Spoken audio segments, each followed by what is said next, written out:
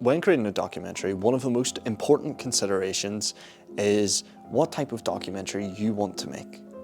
This will fundamentally change your documentary, as each mode is a completely different experience to both create and to view, and it will cause many different problems for each one throughout your production process.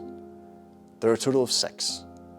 There's poetic, expository, observational, participatory, performative, and reflexive. And you're going to learn about each one today and all the different unique bits that come with it. So this is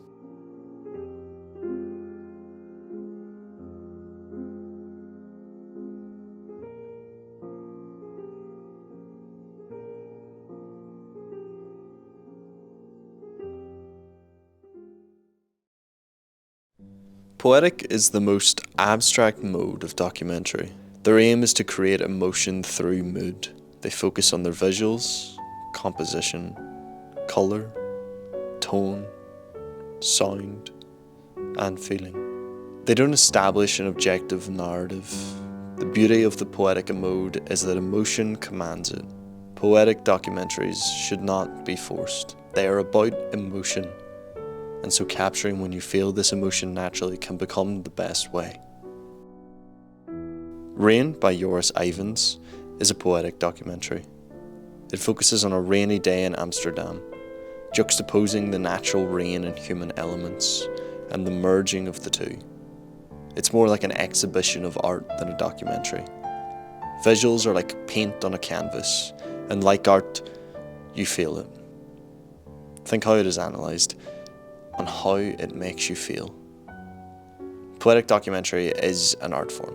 Even rain can be beautiful. There are no limits to what makes you feel. So why not experiment?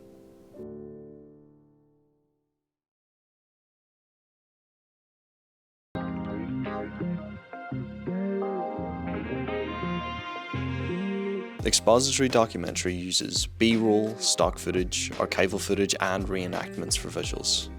They often create an argument and present it as an objective truth. A narrator tells the story with visuals to help demonstrate their point. The key to expository is a great script with the right images to accompany it. Editing expository documentaries, and most modes of documentary, will use evidentiary editing. Unlike poetic, this editing is not used to establish emotion or flow to the piece, but instead to help further the point. Jarring cuts will be used, flow will be sacrificed, as the argument being made is the most important part of the documentary. An Inconvenient Truth by Davis Guggenheim is a prime example of an expository documentary. The documentary is a version of Al Gore's multimedia presentations on climate change, campaigning for it to be recognised for the threat it is. This argument is the centre of the documentary, and so demonstrated the principles of an expository documentary. Expository documentary is one of the most accessible types of documentary, requiring only audio and no need for a camera, meaning you can budget on your video, however you can spend more on your audio. Expository documentary can effectively expose truths, influence opinions, and create arguments. Being such an accessible mode, you can have the power to influence, so why not use it?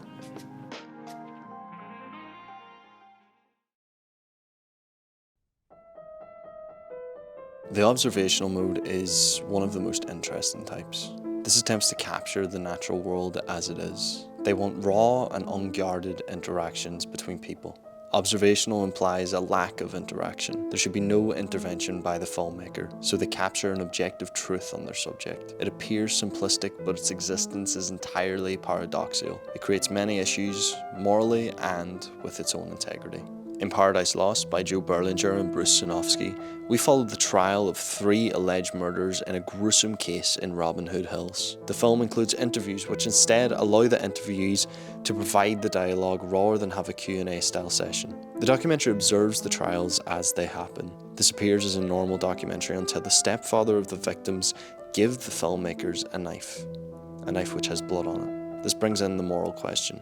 As an observational documentary, they should not intervene. Their purpose is to observe and document as a fly on the wall, but this forces them into a position to intervene. Do they let the documentary continue as normal and refuse to intervene, or do they hand the knife to the police, exposing possibly crucial evidence? When do you break the threshold? Should you uphold a duty as a filmmaker or as a human being? Likewise, this raises another issue, the integrity of observational documentaries. Would the knife have been discovered if the documentary never happened? Nathan For You and The Rehearsal are comedy shows by Nathan Fielder, which expose this issue in a comical way. What would you do for a camera? Nathan For You follows Nathan approaching struggling businesses with bizarre ideas to help them gain attention. A comedic premise, but one which cleverly exposes the lengths people would go to because of a camera. Nathan proposes to a petting zoo that they stage a video of a pig saving a drowned goat, but it's completely fake, with people underwater holding the pig and goat, but it goes viral. The question is, would the zookeepers have allowed this to happen if the cameras weren't rolling? The Rehearsal, however, shows Nathan teaching an acting method which is essentially stalking someone to act like them. He then does this method on one of his students to try and improve his teaching methods. He details his thoughts. A rush of excitement came over me and I remembered there are cameras filming me. HBO cameras. I didn't want to stand out. I wanted to impress Nathan. Cleverly, Fielder exposes how the presence of a camera will influence someone's behaviour and actions. Maybe they want to impress the camera, maybe they give themselves a platform to express ideas or plug their own products. The integrity of observational documentary and documentaries as a whole come into question because of this. You may want to document something natural and raw to capture the truth and tell a narrative, but the presence of a camera, the knowledge that what you do will be seen, will influence every action you make. Can documentary truly be observational if what is observed may never have happened without the camera?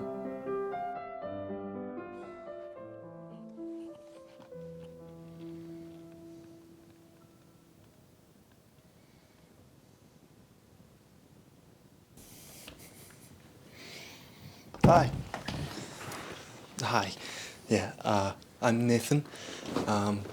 So today I'm just going to kind of conduct a short interview where I'm going to talk to you about your experience with documentary as a media student. So particularly relating to participatory, what is a participatory documentary? Well, participatory documentary involves the filmmaker as an active participant. Typically, this can be a small side role or it can be as the central focus.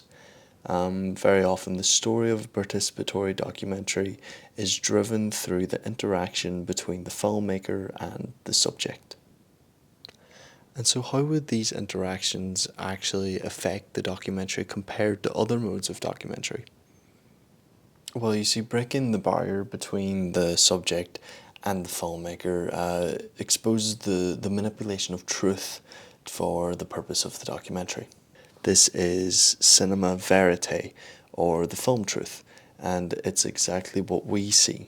It exists purely because of the camera and is proof of the interaction or intervention of the filmmaker in the events. And finally, how does the participation of the filmmaker actually affect the documentary and the story? So the filmmaker and the subject would enter a sort of relationship where a power dynamic would be established and a negotiation would begin where the filmmaker attempts to get a revelation from the subject for the purpose of the documentary. This negotiation and interaction is the meat of a documentary and it can form two contexts. The first one is where the documentarian is taking the central role, say for example Louis Theroux, where the story follows them and their interactions. They are the central piece who we relate to and who we follow. They are the most important character.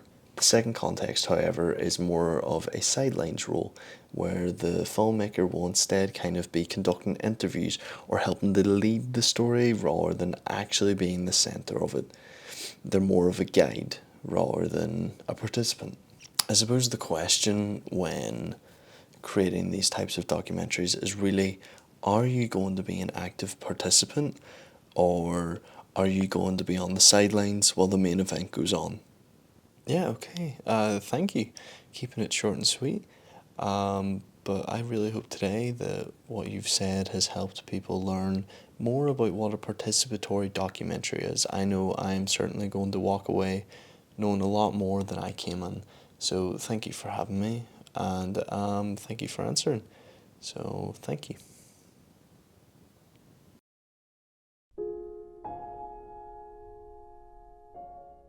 The performative mode focuses on the relationship between the filmmaker and the subject. This is much more personal than any other mode of documentary, as instead of the filmmaker leading the story, they are involved personally in the story. Tongues Untied by Marlon T. Riggs is an example of a performative documentary, as it follows the filmmaker as he uses personal anecdotes to highlight the experience of being a black queer man in America. This piece shows the personal struggle of the filmmaker and his expression of it through poetry, personal accounts and documentary to create an emotional response in the audience.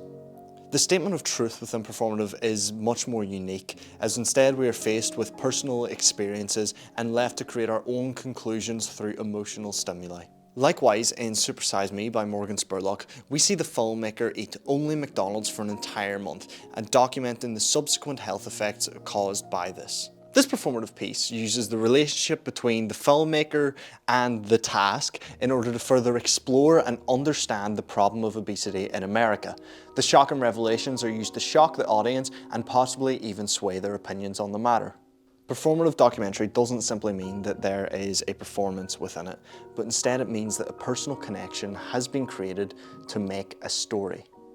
The emotional response from this story is what creates catharsis within the audience. It isn't simply investigating a topic or observing it, but using the filmmaker's own personal experience as a springboard toward the wider topic. The emotional reaction should be found in the vulnerability of the filmmaker, as they use themselves as a microcosm toward a wider topic.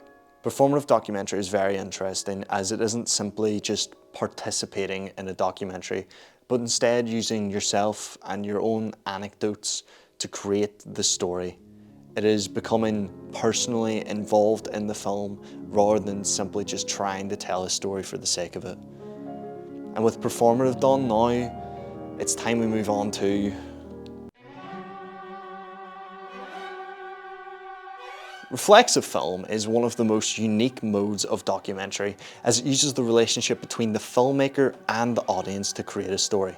It seeks to bring the audience to a form of higher consciousness by challenging their expectations and understandings of topics or filmmaking as a whole. For example, the 1970s saw a rise in feminist documentary, where stereotypes surrounding women would be taken and juxtaposed beside images of the reality.